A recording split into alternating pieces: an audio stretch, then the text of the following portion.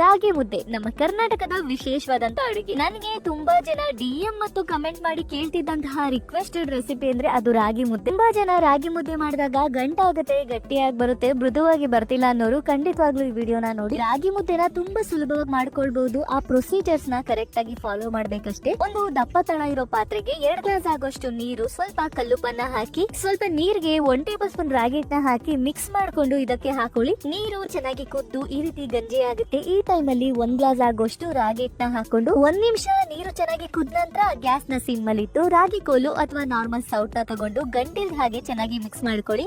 ನಂತರ ಇದಕ್ಕೆ ಪ್ಲೇಟ್ ನ ಮುಚ್ಚಿ 8 ರಿಂದ 10 ನಿಮಿಷದವರೆಗೂ ಸಿಮ್ ಅಲ್ಲೇ ಬೇಯಿಸ್ಕೊಳ್ಳಿ. ಕೈನ ಒದ್ದೆ ಮಾಡ್ಕೊಂಡು ನೋಡಿ. ಇಟ್ಟು ಈ ರೀತಿ ಕೈ ಗಂಟೆ ಮುದ್ದೆ ಕಟ್ಟಕ್ಕಾಯ್ತು ಅಂದ್ರೆ ಮುದ್ದೆ ತಯಾರಾಗಿದೆ ಅಂತ ಅರ್ಥ. ಇದಕ್ಕೆ ಸ್ವಲ್ಪ ತುಪ್ಪನ ಹಾಕೊಂಡು ಚೆನ್ನಾಗಿ ಮಿಕ್ಸ್ ಮಾಡ್ಕೊಳ್ಳಿ. ಈ ಟೈಮ್ ಅಲ್ಲಿ ತುಪ್ಪ ಹಾಕೋದ್ರಿಂದ ಮುದ್ದೆ ತುಂಬಾ ಸ್ಮೂತ್ ಆಗಿ ಮತ್ತು ಶೈನಿ ಆಗಿ ಬರುತ್ತೆ. ಸ್ವಲ್ಪ ಹಿಟ್ಟನ್ನ ತಗೊಂಡು ಕೈನ ಒದ್ದೆ ಮಾಡ್ಕೊಳ್ತಾ ಈ ರೀತಿ ಕೈಯಲ್ಲೇ ಚೆನ್ನಾಗಿ ನಾದ್ಕೊಂಡು ಮುದ್ದೆನ ಕಟ್ಟಿದ್ರೆ ಬಿಸಿ ಬಿಸಿಯಾದ ನಮ್ಮ ಕರ್ನಾಟಕದ ವಿಶೇಷ ರಾಗಿ ಮುದ್ದೆ ತಯಾರಾಗುತ್ತೆ. ರಾಗಿ ಮುದ್ದೆ ಮಾಡಕ್ ಬರಲ್ಲ ಅನ್ನೋರು ಈ ರೀತಿ ರಾಗಿ ಮುದ್ದೆನ ಒಂದ್ಸರಿ ಟ್ರೈ ಮಾಡಿ. ಖಂಡಿತವಾಗ್ಲೂ ರಾಗಿ ಮುದ್ದೆ ತುಂಬಾ ಚೆನ್ನಾಗಿ ಬರುತ್ತೆ.